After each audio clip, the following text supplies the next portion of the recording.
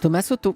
Il ne faut pas se tromper d'analyse s'agissant de la sortie de Pierre Gattaz sur le pacte de responsabilité hier. Bonjour Nicolas Barré. Bonjour Thomas. Quand le patron du MEDEF dit haut et fort qu'il ne veut pas s'engager sur des contreparties en échange de la baisse des charges, Caroline Roux nous le disait dans l'info politique à 7h25, c'est tout sauf une gaffe, on est d'accord. Oui, la question de fond porte sur la notion même de pacte de responsabilité qui, je dois le dire, n'a pas beaucoup de sens. Elle est même franchement dangereuse si l'on suit ce que peuvent en dire certains élus socialistes qui rêveraient au fond d'inspecter bureaucratiquement toutes les entreprises de France une par une pour vérifier l'usage qu'elles font des baisses de charges et pour voir si elles donnent lieu à des contreparties.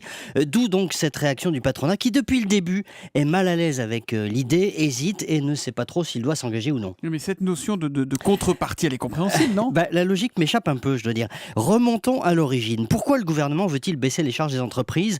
Pas pour faire un cadeau au patronat, mais parce qu'il a réalisé que nous avions un problème gravissime de perte de compétitivité en France. Les marges sont au plus bas depuis 30 ans et les charges sont plus élevées qu'ailleurs, ce qui pénalise les entreprises françaises. Il y a donc un problème, le gouvernement en a conscience, il le corrige, très bien, et c'est normal. Pourquoi devrait-il y avoir des contreparties ? Le cœur de la responsabilité des pouvoirs publics, c'est justement de s'assurer que les conditions économiques en France sont bonnes, favorables à l'emploi, à la compétitivité des entreprises, comparables à ce qui se pratique dans d'autres pays, etc. Il ne s'agit pas de cadeaux, il s'agit de s'attaquer aux difficultés que traversent certaines de ces entreprises, et notamment de nombreuses PME.